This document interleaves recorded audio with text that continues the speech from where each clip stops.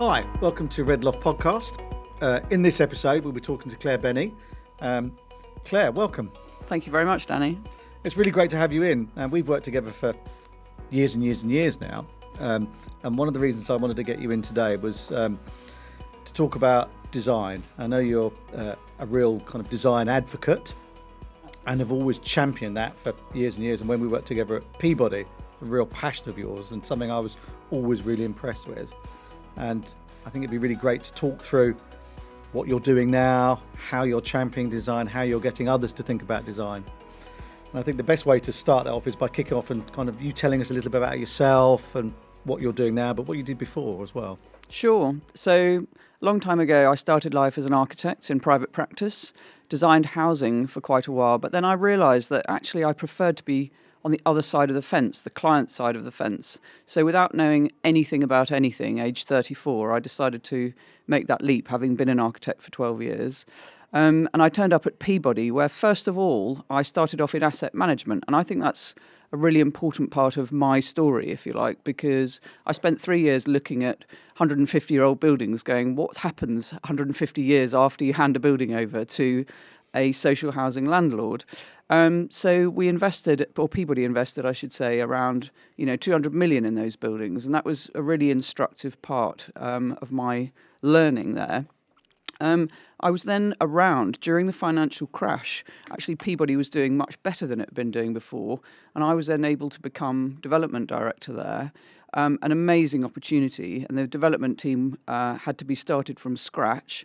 So then built up the team and managed to get a pipeline of around 5,000 homes going at Peabody. And after that, I took a year off, travelled around Europe for 2 months, looking at 70 housing schemes. Amazing thing to do in midlife if you're able to do that, which I am. And I'm now working with lots of public sector organisations and helping them to achieve better quality homes. There's a lot of councils who are starting up new homes programmes, and they're not completely clear about how to get a great product at the end of it. So my role is to walk in and help them with people, processes and all sorts of other things to make sure they get a great product at the end. Fantastic. I was really intrigued there when you said looking at 150-year-old buildings and what do we do with them now. So what was the outcome of that discussion then? Well, do you know what was interesting about it is the simpler the building, the easier it is to look after, the cheaper it is to look after, and the happier everybody is. The real difficulty with modern buildings is they're just full of gadgets, full of things to go wrong, a bit like modern computers or cars. As soon as you sort of start it, something will go wrong. And actually it costs much more to look after new buildings now. The old buildings were sort of £8 a week service charge. The new ones are £30. And so my mantra for when I was doing new stuff just became keep it simple. How do you keep that building simple when there's all that demand for more and more kit, more and more gadgets? We're talking about carbon neutral homes and how we can do that. And, there's lots of different ways of heating homes now, and they always seem more and more and more complicated. Look at those air source heat pumps, and how do you work those? Really complicated. How do we get back to having a simpler building when everybody wants more gadgets, more stuff, more complicated stuff? You very kindly took quite a long time to ask me that question to give me the chance to tell you the answer, and I absolutely don't know. It's a massive problem. You've now got sprinklers, water booster pumps, things to help you kind of ventilate your home. There's a massive problem with overheating now. Yeah. So we keep creating problems and then fixing them with a gadget, and actually they don't work. I mean, one of the answers is, and this is going to sound a bit simplistic because development economics come into it, but one of the answers is that we shouldn't build really massively tall buildings, especially for people on lower incomes. Building a tall building, like over 25 stories, basically costs a fortune to actually build it. Your net to gross is terrible, and we can talk about what that is if we need to. It's got gadgets all over it and sort of mechanical and electrical systems that you wouldn't believe. So basically it costs more to build it, it costs more to maintain it. Fixing a window on the 20th floor is a massive headache. So just building tall in itself, especially when the rent's coming in from the flats, is small is really a bad idea. So tall buildings in themselves should only be for people who are well off, and that's my firm belief now that I've sort of been through the mill on that 101 times. But as to how you make an ordinary mid-rise building not full of stuff, ask me again in 10 years. I don't know yet. So that's the challenge we've got then. We've got to simplify the homes or get better at managing the new technology that we have in there. Well, I think the technology has to improve. Every time I looked at or spoke to a mechanical and electrical engineer, I used to say, I'd like to, in another life, start a business with you where we make it incredibly simple for a resident to operate their heating or their ventilation. In a way, now, with Alexa and so on, you can probably achieve that because you can walk into your home and say, turn the heating on, I'm cold, it's a bit stuffy or whatever it is, and Alexa will do what you think has to be done. Whereas previously, you'd have sort of older people or anybody, frankly, looking at a sort of panel on the wall and thinking, I don't know what to do to make this flat how I want it, comfortable. And actually, residents just broke everything, and then the flat would get mouldy, and then we all know what happens when that happens. And so I think it's up to manufacturers and tech people to make something totally intuitive, which I think is coming or almost here. I think it's really hard, though, isn't it, to kind of get the tech where anybody can use it, because we all have different levels of understanding about tech and what works and what doesn't work. And so it's pitching it at that right level. So probably maybe Alexa and, just make it colder, make it hotter is where we need to be getting to, and we're walking that through. So it's about, I think, being a more forward-thinking client and insisting on things and being prepared to pay extra, which is really difficult, which I think kind of segues quite neatly into some of the stuff you're doing with local authorities and some of the stuff I'm doing with local authorities, where there's a real commitment from local authorities. They do want to see this happen. They've got net zero targets. Lots of the councils are declaring climate emergencies. And then you say, well, it's going to cost you X extra to deliver this. And they go, oh, we can't do it. Yeah. And it's flipping that mindset, isn't it? And just saying, no, this is now the cost. You could build it cheaper, but you shouldn't because of X, Y, and Z. And you know that already. So we need to get away from, we could build it for this, because that's not a real price. You're not factoring the cost of killing the planet, in effect. Yeah, the externalities. I mean, it's always been like that. I always talk about it in spreadsheet terms, which is a bit boring. But, when I was trying to persuade Peabody to spend a bit more than it thought it wanted to, first of all, you've got to get your finance director on side. We'd like to spend 5% more now, and you will end up spending less in the 200 years this building is alive. And actually, it was the head of sort of technical services at Peabody that said, I do not want to repair that lift every 7 years. I don't want to do it. I want Claire to put in a better lift. And those kind of arguments from techie people really helped me make that case. I want to now go on to some of the design stuff that you're doing and who you're working with and how that's going. Because I see from my notes here, you're panel member of Design South East. Correct. What is that? What is that? And what does it entail? It's actually kind of one of the more bread and butter things I do, if you like. They are a design review panel for local authorities. So I'm one of many reviewers on various panels. I chair the panels at Kingston and Brighton and Hove Council, and I sometimes do talks on 30s housing or density or whatever for those councils. But design review can be pretty frustrating at times, actually. If a developer or architect in the room are showing you a scheme and that company or the architectural company are poor, then you're really not very likely to move that scheme forward very much. But sometimes one party does listen and the results, 10 times better. But if I'm really honest, though, schemes often come before a panel like DSE because they're already pretty bad, and the local authority wants you to come in as a team of experts and say, this is bad. So it's not just the authority saying it's bad. So you do see scheme after scheme, which has got super long corridors, nasty public realm, very ordinary architecture, etc. And you have to kind of sit there and be as constructive and positive as you can, occasionally read the Riot Act, which I did the other day, and I I'm probably going to get some pushback on that. But sort of, just help those people to get it into a better place. What I do when I go and work with local authorities is I do work with the commissioners, so the developing teams.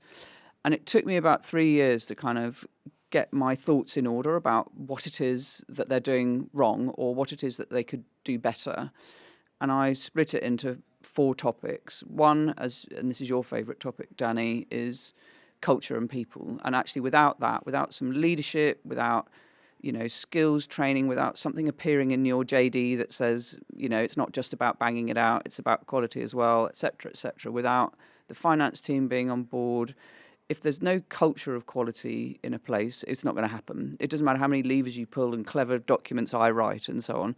I quite often get asked to come in and write a new bit of guidance or write a new standards document. And I sort of say, why do you want that? And they say, because the things we're doing aren't very good. And I say, that may not be the problem.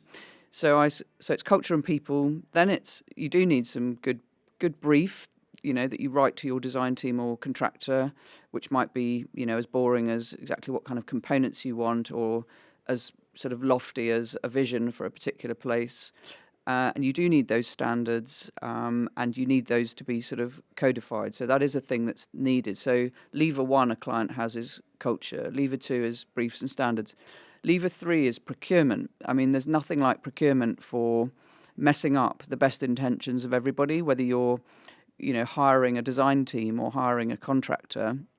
If you hire them based on a cash basis only or close to that, 50-50, even not very good in terms of price and quality, then you will literally get what you're given. And so quite a lot of my time at the moment is spent with councils and so on that particular bit. I'm working with Winchester Council to help them pick the best possible developer for a really important site they've got. That's not about, the way that starts is asking the right questions of those developers and marking them on the right things, and really understanding that developer's culture and so forth. It's not just about something that arrives on a piece of paper saying, here's our bid for a site. But there's so many ways in which the public sector gets caught up in spreadsheets and kind of lets various rules kind of get the better of it in terms of picking the most appropriate people, to third parties to come and work with them. Absolutely critical. I couldn't agree more. I mean, I see this all the time when we're looking at who's on particular frameworks. So whether it's architects or contractors or, M&E, whoever it is, and they've all got these frameworks set up to get round ODU or be able to do it quicker. And in procuring those people on that framework, they haven't asked the right questions. I remember for one particular organisation once, we were helping do a framework, and we were just saying, you need to be asking these sorts of questions like, do you understand London, this area or that area? What's your thoughts on design? And they were saying, can we ask these questions? And it's like, well, it's your framework. You want those people who work with your organisation and share your values and beliefs. And like you said, I'm a big believer in that kind of culture piece and getting organisations that understand your culture and understand what you're trying to achieve. And I'm just saying that should be a much, much more important part of what you're doing when you're selecting people than how cheap or how expensive they are. I mean, within reason. Indeed, exactly. But it works the other way around as well. What I find interesting, I've interviewed, hundreds probably of architects now in my time that say, I want to come and work with the public sector, and then they come for an interview, and do they mention the client once? I interviewed 20 architects once to be on the Peabody framework, and I said, go ahead, you've got half an hour to present to me, or it was a panel of us, and then we're going to ask you questions for 20 minutes, and then we're done. And 3 out of the 20 mentioned Peabody once in their presentations, because it was all about sell. This is what we do. This is what we think. This is our philosophy. And I thought, what's my philosophy? How are you, and I always equate it when I'm talking to architects about how to bid to the public sector or anyone, frankly. I say, pretend you're on a date. You would not sit there on a date just talking about yourself. And if you do, you've got a real problem. What you're sitting there trying to do is work out, is there a connection between us? Let's explore that connection. Are we, right for each other. And actually that's what procurement is. So procurement's my third thing, and then scrutiny is my last one. So is that council kind of actually watching what's going on a project all the way through? Are they thinking about who might come in from the outside to look at design as it's going on? And then, when it's on site, are they going there often enough? Are they getting sample panels? Have they got good planning conditions? So all the kind of nerdy processes that need to happen, and somebody at Hackney called it a labour of love, and it is. You can't just sit there as a project manager and go, and let everything buffet you, and then a building turns up at the end. You actually have to make some active decisions at very clear points during the process. Being a project manager is really difficult because you spend all your time in a slightly confrontational position with contractors generally who have got tight margins, so it's not their fault because we have a race to the bottom with a design and build culture, and they're trying to make savings, and those savings are generally through quality. So you spend all your time trying to retain that quality, and so you're just never popular. Indeed, but you have to keep your eye on the prize of when someone moves in, this thing's not going to break, and it's not going to be crap, and it's not going to be mouldy, and it's going to be a great place to live. And I've seen that with local authorities who've got real lofty design ambitions and who are trumpeting those design ambitions and are winning awards on those. And then you look at what's actually been turned out, and if what was designed had been turned out, it had been fantastic. But there's brickwork poor that's not been picked up. The detailing isn't right. There's been dumbing down. The materials aren't right, and so it doesn't look as good as it should have been. Indeed, and everyone says, "Oh, isn't design and build contracts terrible?" And I say, "Well, everything I did at Peabody was design and build." I said, "You just have to give enough, but not too much information to that builder so that they're completely on your page." And then my preference, and it's not everybody's, is to keep the original designers working with the contractor, so everyone is kind of still completely involved in getting that design right. You use the contractor's own architect, and then you end up with something much less good. But a lot of people just don't know that, and so this is what happens all the time. But I mean, we've all had schemes that have done that. I remember in the 90s having design and build and doing schemes and get a design and build contractor on board, and then I'd call it the feature suck. I'd get this, and they'd suck every bit of detail off this scheme, and I'd turn up, and it was quite young, and I was learning, and I was thinking, my God, I've got a 2-dimensional building here. They've taken everything out of it.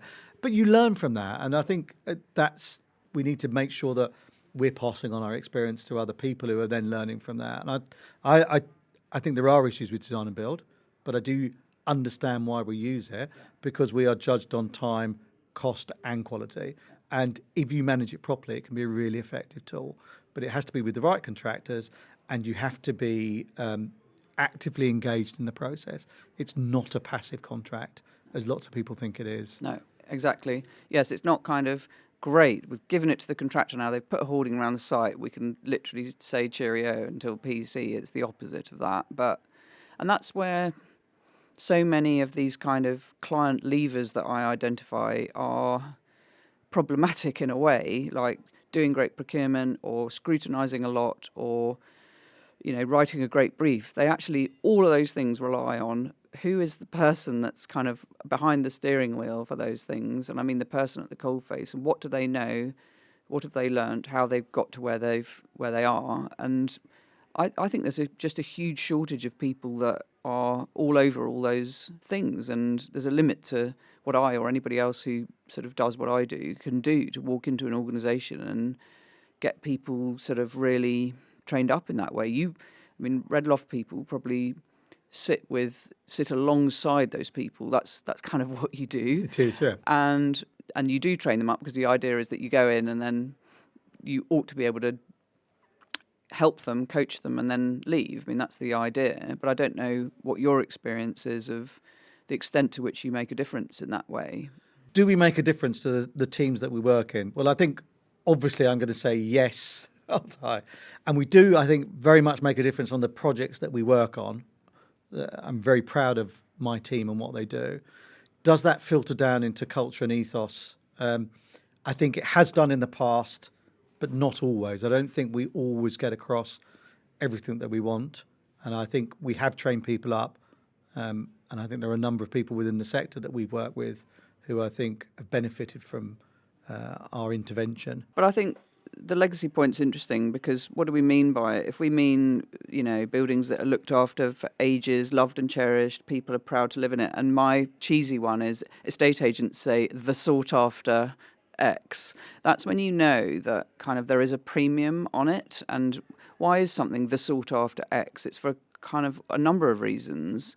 It can be because it's incredibly well maintained, or it's got fantastic landscape, or there are great views. And I think it would be really amazing actually to go round to all of the places which are called that by local estate agents and find out what the ingredients are, because I think that could be quite instructive. Quite an interesting brief, actually. Yeah. I wanted to talk about kind of what's changed over the last 20 years, because this is our celebration of 20 years of Red Loft. And then I wanted to kind of think about the next 20 years. So just in kind of wrapping up.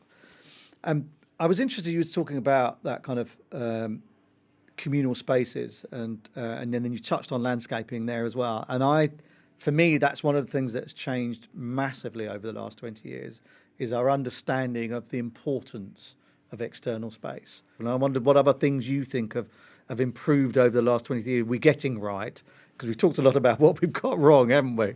But there are other things that we're understanding better and getting right, particularly from a design concept. Oh, God, I knew you were going to ask me that. It's quite difficult. I think generally, if I look back at sort of housing flat block design from the 80s and 90s, it's pretty nasty. For the most part, I think it was cheaply built and had tiny windows, and just generally there was no sense of kind of joy in it at all. Whereas I think now there is a real understanding of, the quality of life in a home. When I think of quality, I think of four things, actually, because people always think that I think design quality is all about the outside, and I absolutely don't. In fact, I asked a resident recently, what do you think of the outside of your building? She goes, I couldn't care about that. I don't even know what it looks like. But what I don't like is that there's a car park outside my house and not a garden for my kids. And I thought, yay.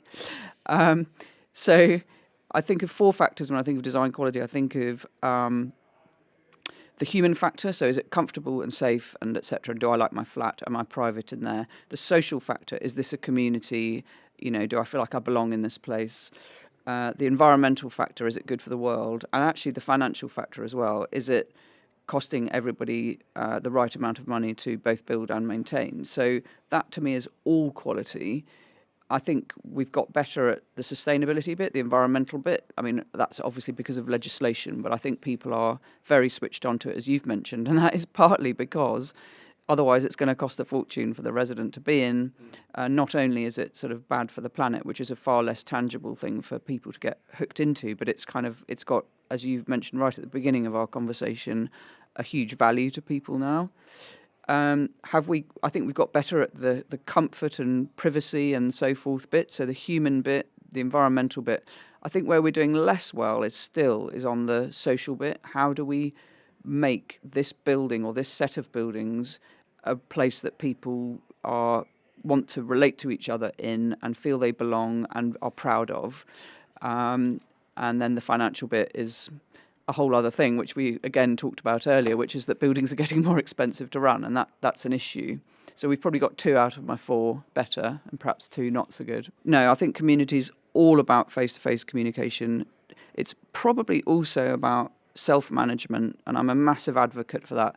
Of course, not everybody can do that, and you need a lot of capacity to be able to manage your estate yourself. But I think if you get more people much more involved in their estate management in some way, then community can definitely form because of that. There's no question that there's 500 people on the estate where I live, and we know each other because we manage that estate together and spend a lot of money together. And we get very cross with each other, but, it brings us together. But that's probably not realistic for, a lot of people that are, living in vulnerable situations. But I don't know. I think there's something about the design of the housing and something about the management of it that has to change, and the whole business of what communal spaces you provide and how people interact. The other massive thing that just has to change during our lifetime, Danny, is the sustainability bit.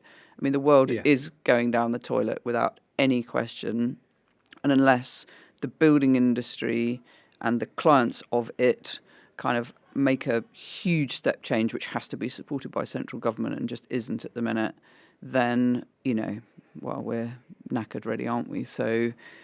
No, I completely agree. I think we are going to have to build... That's why, I'm a big advocate of cross-laminated timber. I think we are going to have to build lots of stuff out of wood. Yeah. We're going to have to find ways around some of the issues that we've got with it, and we're going to have to do more to make sure that we're not just building everything out of concrete and steel. Claire, I think that's a good point to stop there. Great to have you in today. Thanks for coming in. It's a pleasure, Danny.